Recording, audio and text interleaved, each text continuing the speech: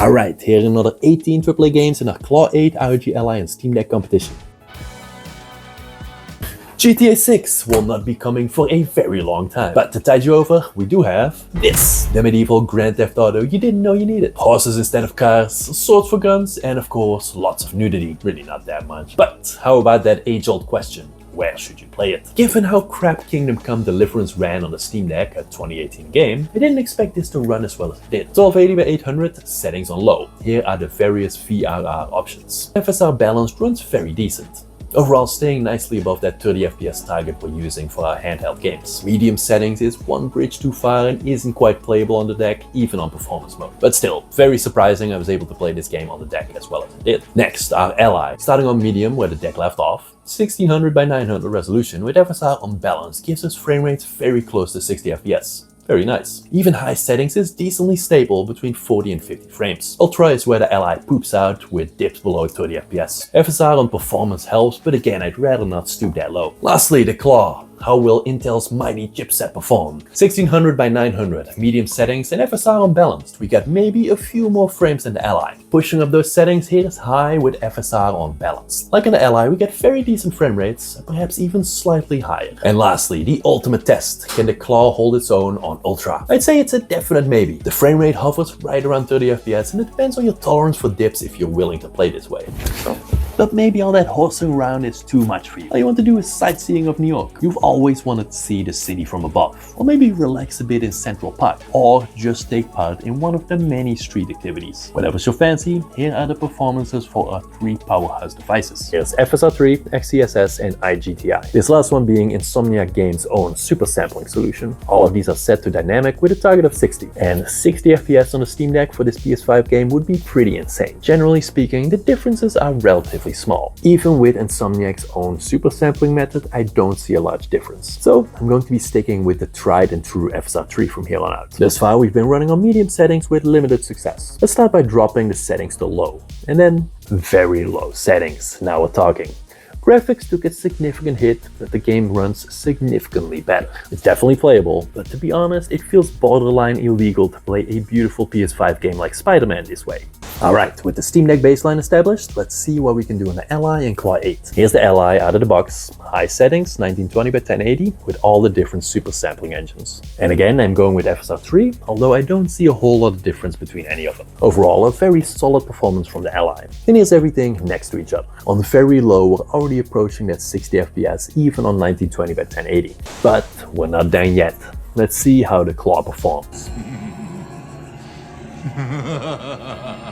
Again, here are all the different sampling techniques on 1920 by 1200. And as with the other consoles, I'm going to be sticking with FSR3. XeSS and iGTI don't really show a significant difference. But overall, so far, the Claw seems to be performing the best of the three platforms at the highest resolution and settings. Very high settings is playable, meaning it doesn't keep crashing like on the Ally, but the frame rate generally doesn't stick to that 30 FPS threshold. Medium settings, low settings, and lastly, very low settings. And just for fun, a quick comparison between the Ally.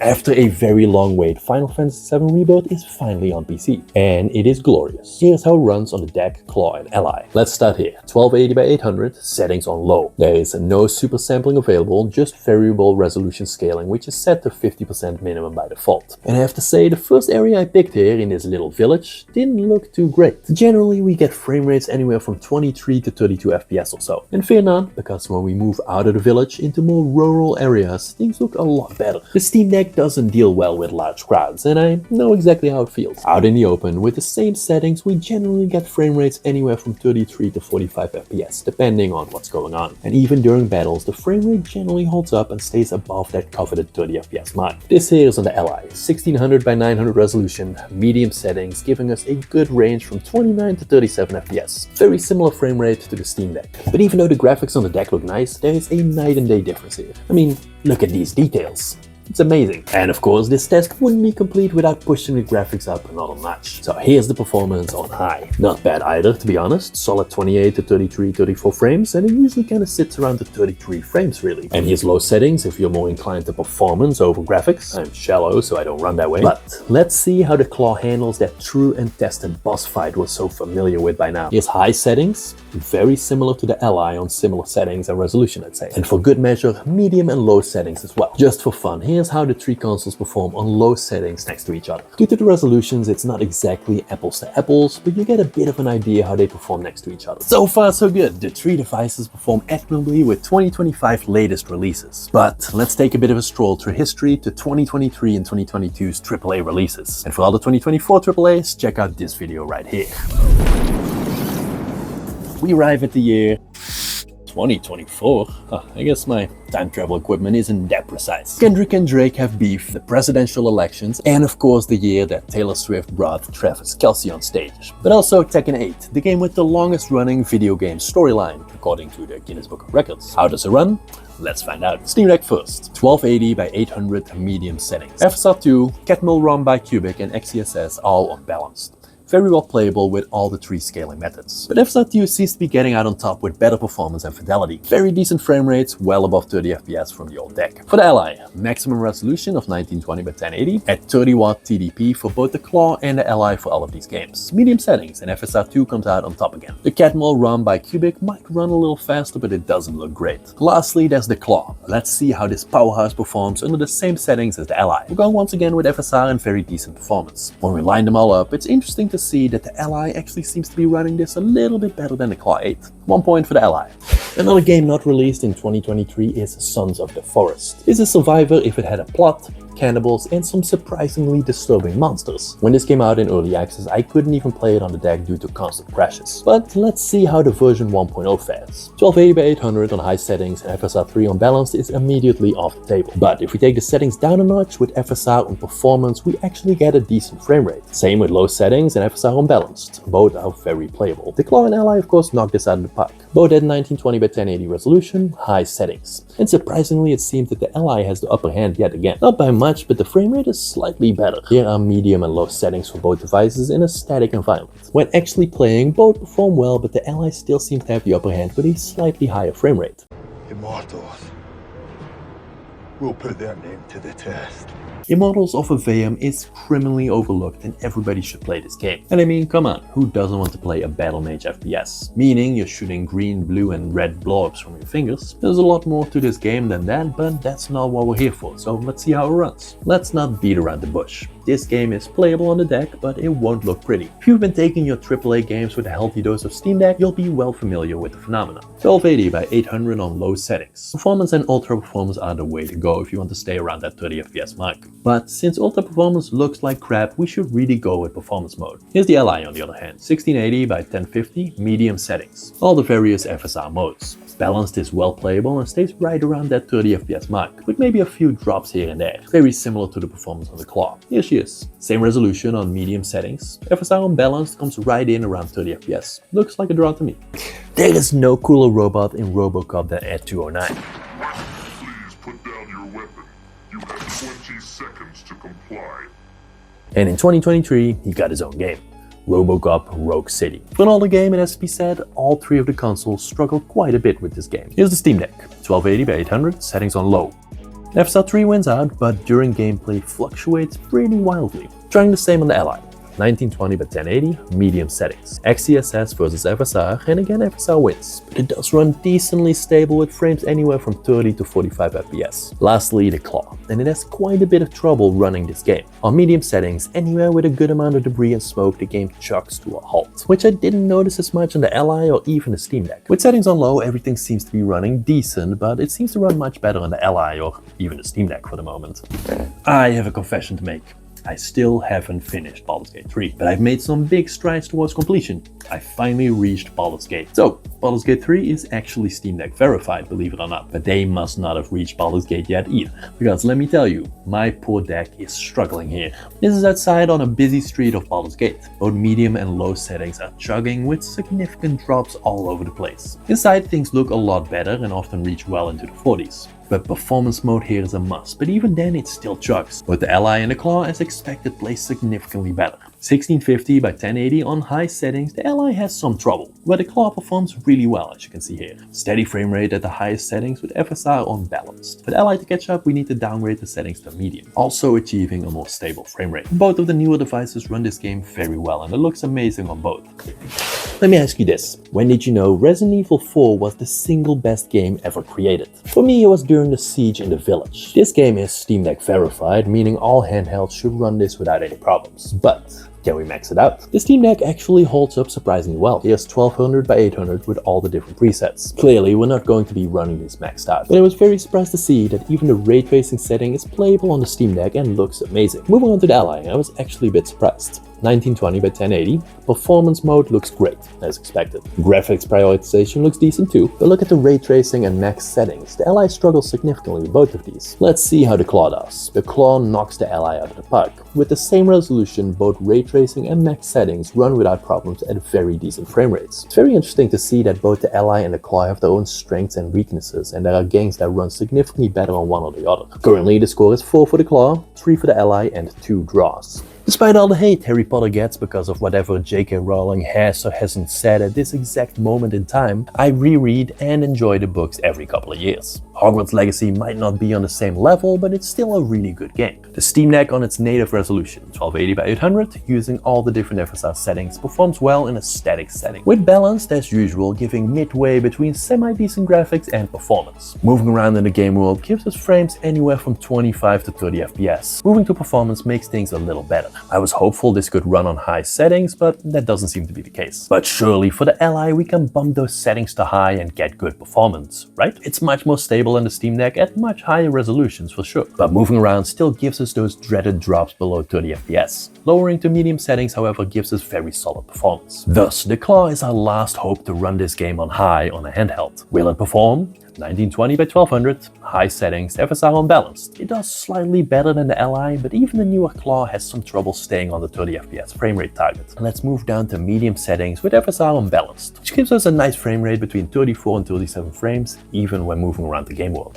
A game that thus far hasn't been conquered by any handheld and something I've been wanting to get back into, even though I've never been able to get through the first level, is Returnal. Will the Claw and Ally be able to persevere where the deck couldn't? Let's take a look. For completion's sake, let's also take a quick look at the Steam Deck. 1280 by 800, low settings with FSR, XeSS and resolution scaling. Resolution scaling seems to work decently when we're just standing here, but as soon as we start to wander around, all hell breaks loose. The Steam Deck just isn't able to keep up. Let's see how the Ally and the Claw do. Here's the Ally at 1920 by 1080 for all the different flavors of scaling. Again, I'm going with dynamic resolution scaling at a minimum of 50%, which seems to give us the best frame rate. Also, this is on medium settings, so both in resolution and settings this is a leap up from the Steam Deck. And it runs very decent, I'd say very playable. What about the Claw? How does our mighty Intel handheld perform? Feast thine eyes. Here is the dynamic resolution scaling for the same settings as the Ally. 1920 by 1080, medium settings, and it shows a pretty good improvement. But there is a weird caveat. The fog in this game is impenetrable. You can't see anything through it, and the game becomes almost unplayable because of it. And this is not the first time I've noticed that the Claw sometimes has trouble with these kind of peripherals. Talking about Robocop earlier and the dust, particles and debris bringing the game to a crawl on the Claw. And since we broached the subject, let's talk about the Quarry. This might not be considered a AAA game, but I wanted to include it because this is another game that the Steam Deck just isn't able to run properly, and I figured the Ally and the Claw would be perfect for this. Man, was I wrong. Let me set the mood with the Steam Deck. Here are the medium and low settings. Specifically fast scenes or scenes with lots of lighting and particle effects slow the game to a crawl. It's not unplayable. I in fact played through this whole game like this. He said with pride in his voice, but it's not something I'd recommend. Let's see how the Ally performs. Surely better. In my mind, there's no reason for what's basically a walking simulator with QuickTime events from 2023 to chuck so badly on modern hardware. So I started with settings on Ultra, which I shouldn't have done. As you can see, the performance is no better than what we saw on the deck. Although it looks a lot prettier, but a pretty slideshow is still just a slideshow. Downgrading to high improves the situation a little bit, but only on medium are we running anywhere near the 30 FPS. Lastly, the almighty Claw. The performance on Ultra already spells trouble. Performance is lower than that of the Ally. Settings on high doesn't help, and even moving it down to medium, which on the Ally runs perfectly fine, seems to be a problem on the Claw. And it seems particularly bad when there's lighting and particle effects. Even when we move the settings all all the way down to low, we still get drops down into the teens, similar to how the Steam Deck runs. I'm guessing this is some sort of driver issue that might get resolved over time, but it's a bit disappointing nonetheless. Instead, let's talk about something a little more positive. Who's ready for The Last of Us Season 2? It's a crime we have to wait till April 13th. Added bonus, however, this also coincides with The Last of Us Part 2 PC port on April 3rd. For now, we're stuck with the original, which is still an amazing game, so we might as well see how it runs. As is tradition, let's take a look at the Steam Deck first. And since this is Steam Deck verified, I'm assuming this should be no problem for the old deck. Here are all the different settings on FSR balanced, of which low and medium seem to be stable enough. While playing, this is a bit of a different story, and even for low settings, we need to turn FSR to performance to get a stable frame rate. But all in all, it runs decent on the deck. The Li next. High and Ultra are out of reach and run well below 30 FPS. Medium 1920 by 1080, FSR on balanced runs decently stable. Low and very low each get frames into the 40s and run nice and stable. This is very playable on medium settings with FSR on balanced for the Li. And that leaves the Claw. When static, the performance of the Claw looks to be miles ahead of the Li. Both High and Ultra giving frame rates around the 30 FPS, where the Li was in the low 20s. When we're actually playing the game, the performance is very similar to that of the Li in terms of performance. And this is something else interesting I've noticed with the Claw in static environments. Where just standing still, in this game for example, it performs really well and gets really good frame rates. But as soon as stuff starts happening, the actual performance is much lower. Overall, I'd call this a draw between the Li and the Claw. The newest game on the list, and definitely also the weirdest. I mean, Pirate Yakuza in Hawaii is pretty original, and we finally have a worthy successor to Assassin's Creed Black Flag. First, the Steam Deck. It just came out, so I started at 1280 by 800 with modest low settings, plus FSR 3 on balance, and found that it runs well above 30 FPS without too much trouble. Even moving it up to medium is pretty stable, and this bodes well for the Li and the Claw. 1920 by 1080, FSR 3 on balanced on the highest settings for the Li runs somewhere between 43 and 52 FPS. Similar story for the Claw, which runs even better, sometimes even touching that coveted 60 FPS. For the next few, I had some trouble recording the footage for one reason or another, so pardon the quality of the footage. One of the miracle games of 2023 has to be Jedi Survivor, a single-player game made by EA that's complete without having to buy any additional DLC, and on top of that is actually pretty good. When I played this years ago, it was almost unplayable on the deck. Let's see if things have changed. And to my surprise, it doesn't run half bad. I started off very conservative. 1280 by 800, settings on low with FSR on performance mode, which really runs anywhere between 32 and 37 frames per second. Not bad. Balance, which looks a bit better, runs just as well. And I thought maybe we can even get away with performance on medium, but this doesn't seem to be the case. Both the Li and Claw perform very similar for this game. 1920 by 1080, medium settings with FSR on balance has a frame rate for both devices right around the 30 FPS mark. Sometimes a bit above, sometimes dipping below. Performance mode does help a bit, but as usual, I'd rather not stoop that low. I'm just a bit disappointed that we still can't run this game on high or very high settings. The only thing missing from this list is a badass mech game. Good thing, 2023 also had some of that, with Armored Core 6, a cool robot hack and slasher from the guys of Elden Ring. How does it run? Surprisingly good. Here's the Steam Deck footage. 1280 by 800, no scaling available. Starting off at low settings gives us frames close to 60 FPS. Very surprising. Even medium and high settings stay nicely above 30 FPS. And it isn't until we get to max settings we fall slightly below that 30 FPS mark. It won't come as a surprise then that both the Li and the Claw can run the low, medium and high settings without much trouble. Max settings, however, similarly to the Steam Deck, tends to dip below 30 FPS for both of these consoles, but at much higher resolutions of course. That's Ratchet and Clank, which strangely enough just kept crashing on my Li. So I only have footage from the Claw and Steam Deck. The deck first. As you might expect, this game runs very nicely on the deck, as it is in fact Steam Deck verified. You can basically run this game on high if you're willing to put up with a few small drops here and there. In busy levels, frames stay anywhere from 29 to 34, 35 FPS. Not bad. Here's medium settings too, giving a slightly higher frame rate. On the Claw, 1920 by 1080, we get very similar performances to the Steam Deck's 1280 by 800. Here's high settings for both XeSS and FSR, and XeSS seems to have the upper hand on the Claw. In a busy level, we get anywhere from 30 to 40 FPS, with medium settings yielding 32 to 40 FPS and generally being a bit more stable. Overall, as expected, this runs nicely.